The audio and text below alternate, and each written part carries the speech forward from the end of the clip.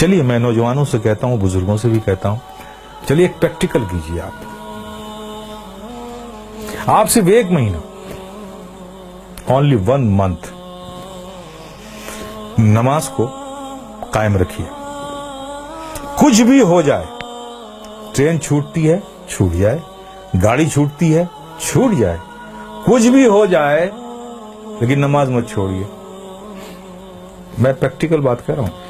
1 مہینہ اس پر قائم رہیے، پھر 1 مہینے کے بعد نماز خود ہی آپ کو نہیں چھوڑے گی.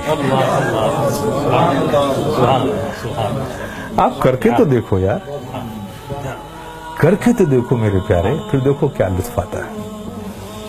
آج تمہیں سایہ بھی ڈرا رہا ہے نا، سایہ سے بھی ڈر لگ رہا ہے نا، نماز کو اپنے سینوں سے لگا دو. خدا کی قسم ظلم و تشدد کی کیسی ہوئی آندھیاں بھی چلیں گی نا، اس سے بھی خوف نہیں آئے گا تمہیں. جو بندہ 5 وقت اپنے رب کی بارگاہ میں حاضر رہتا ہو. ارے بھائی، ایک آدمی ہے جو منسٹر کی آفس میں کام کرتا ہے، اور دوسرا آدمی جو آفس میں کام نہیں کرتا لیکن 3 بار پرائم منسٹر کے پاس جاتا ہے. تو دیکھیے کیسے سینے چوڑے کر کے چلتا ہے وہ. اس کا آنا جانا پی ایم کے ہوا آفس میں ہے. دیکھیے اس سے لوگ ملتے، ارے صاحب یہ پی ایم کیا ہے، اس سے پی ایم سے تعلقات ہے، پی ایم کے یہاں آ جاتا ہے، ہمارے پریزیڈنٹ سے اس کے تعلق. دیکھیے کتنا بے خوف گھومتا ہے اس ملک میں. اور تم، اللہ نے کتنا فضل فرمایا کہ 5 وقت تمہیں یہ سعادت نصیب کرتا ہے. میرے بندو آؤ میری بارگاہ میں. جب تم کھڑے ہوتے ہو تو میں تمہیں دیکھتا ہوں، تمہاری عبادت، اور ایسی حالت میں کھڑے ہوتے ہو، ایسی حالت میں کھڑے ہوتے ہو. چونکہ میں دیکھوں گا نا، تو میں جسے دیکھوں اس کی حالت بھی تو ویسی ہو.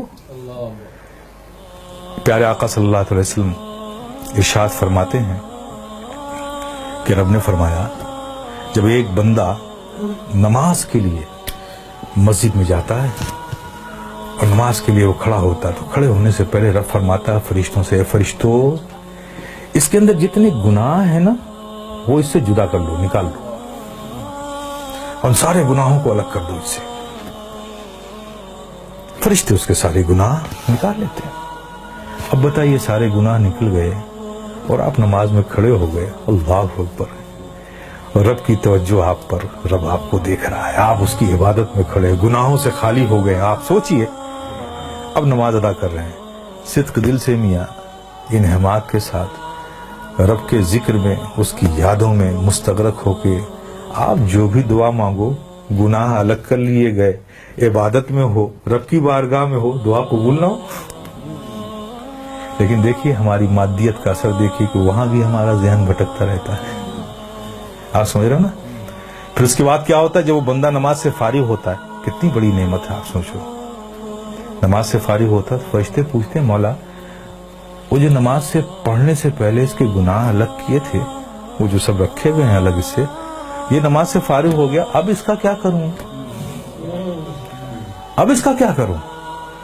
تو رب فرماتا ہے، جب تم نے الگ کر لیا ہے تو الگ ہی رہنے دو.